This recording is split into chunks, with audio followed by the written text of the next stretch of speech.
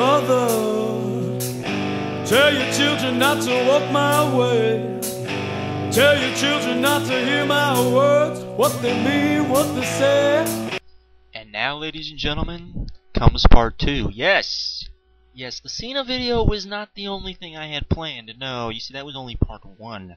You see, with that video, it was pretty obvious to me, and I pretty much knew this was going to happen, that all the Cena haters would come out, and they did, give their moronic opinions, which they did, for the most part. Some people brought up some good points, and I have no problems with that, some of the things I stated, but a lot of people came on with blind hatred for Cena, like they always do.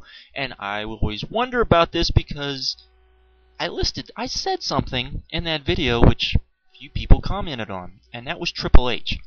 Now, to everyone that actually got the Triple H thing in my last video, you know what? You get this, so this isn't to you. This is to everybody else that doesn't get it. You see, you need to take all that hatred, all that venom that you have for John Cena, and you need to redirect it to Triple H, because he's the problem. It's not John Cena. No. You see, that's where you're all mistaken, and I don't get it. It was so easy for us to see what the problem was with Hogan back in the day. This was before even the internet. I'm talking like 92, 90, when people knew what was wrong with Hogan, and people started to turn on Hogan. You don't believe me? People started turning on Hogan? Go watch when Flair won the Royal Rumble. Watch what happened. People went crazy when Hogan was eliminated. People were like, thank God it's over! Maybe Hogan's gonna finally leave! It was the greatest thing ever. So you see, we all got it then, and that was without the internet. Now, come to now. We have the internet, and here we have Triple H, who's used his political power to keep people down since at least, I'm going to go 2002. He's refused to put guys over. He's basically said, you know what, this guy can't make it, I'm going to have to put him over, and then he doesn't. Then that same guy will go to SmackDown and become a superstar. Explain to me that. Okay, none of you are willing to keep him on task for this. None of you are willing to boo him, even if he's a face.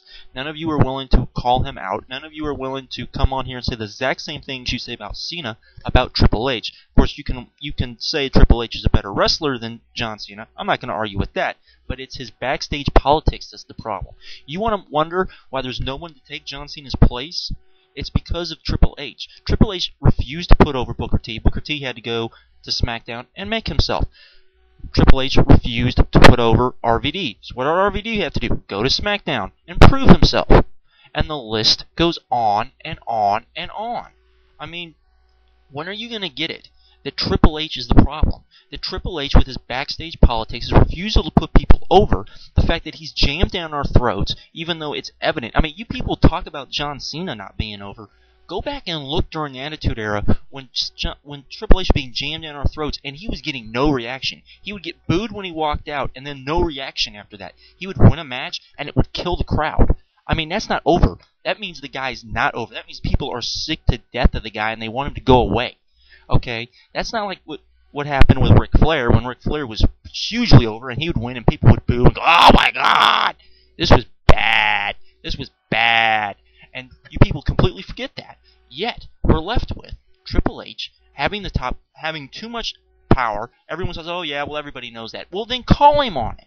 When you go to these shows, when you're on the internet, trust me, if you don't think WWE listens to the fans on the internet, you need to get a clue. Because when you come out, that's why I get so irritated when people have these stupid comments about John Cena. Because it makes the rest of us look dumb.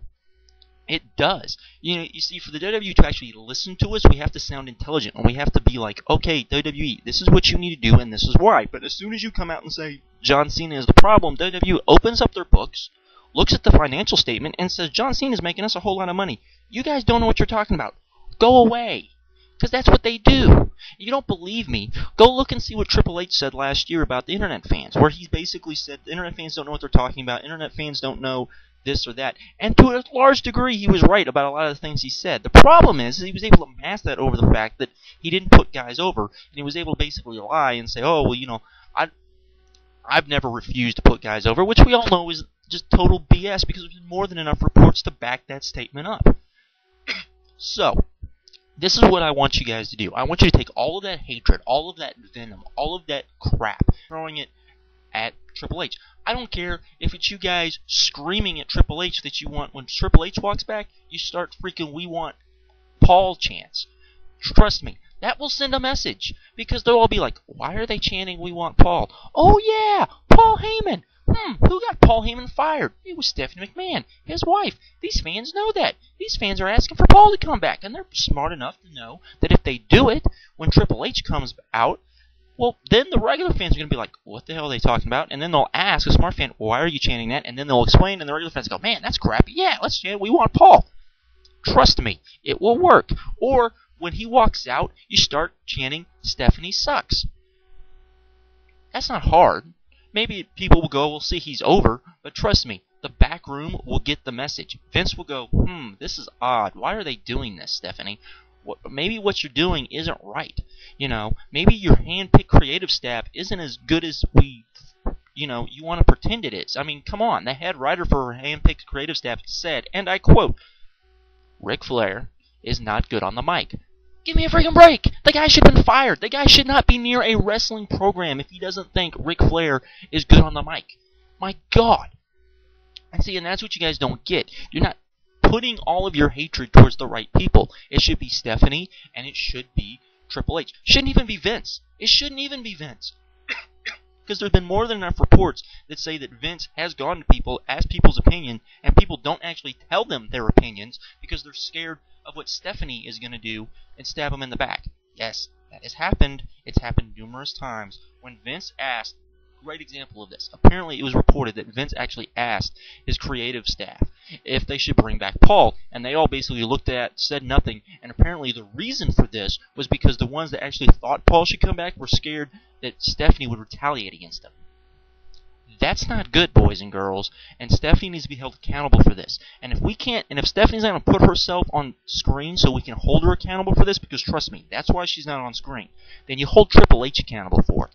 That's what you need to start doing. And until you do that, until you start holding both of them accountable for the crap that's going on in the WWE, then trust me, it's not going to change. And the other thing is, you guys need to start realizing that you can't talk about business, because business in WWE isn't bad. Trust me, from 2002, the ratings have dropped, what, 10%? 10% from 2002. Okay, meanwhile, the rest of the television industry, the ratings have dropped about 25%. So the WWE is not doing bad then. You can talk about the pay-per-views, but the reason why the pay-per-view buys are down are because of one reason, UFC. Because UFC is now the 800-pound gorilla of pay-per-views, okay? So you have to keep all of that in motion. You also have to keep in mind that now with the DVDs coming out so soon that you can't, that it's hurting the pay-per-view sales, but the DVD sales are up through the roof. So, it kind of boggles itself out. But all of that's what's going on. So you can't bring up the business stuff because WWE's basically can open up the book and say we don't know what we're talking about. You have to bring up good opinions, which means you guys need to start keeping Triple H and Stephanie to blame for this stuff because they are the ones to blame for this stuff. Trust me. There's a reason why guys are getting over on ECW and guys are getting over on SmackDown who are not getting over on Raw. And if you guys are blind to that, if you guys can't see that, if you guys aren't willing to call the WWE out on that, then you have problems. And if you're all willing to just point to John Cena and say John Cena is the problem, then you're not fixing the problem because he's not the problem. The problem is the behind the stage, in the locker room with Triple H and Stephanie and that whole group. The fact that now he wants freaking Orton to be pushed, even though by all accounts Orton should be being punished right now. Orton should be jobbed out, and the reason why he can't be jobbed out to hell is because of the injuries. But apparently, when everyone comes back from injuries, Triple H wants him to be champion. I mean, come on, that's moronic. You guys that's what you guys need to be doing. If you guys could take all this fever and just put it towards Triple H, it would have so much more effect, and you guys just don't get it. I'm out. That's all I wanted to say. Like I said, this was part 2. Hopefully some of you guys will listen, but I don't think so. Alright, bye.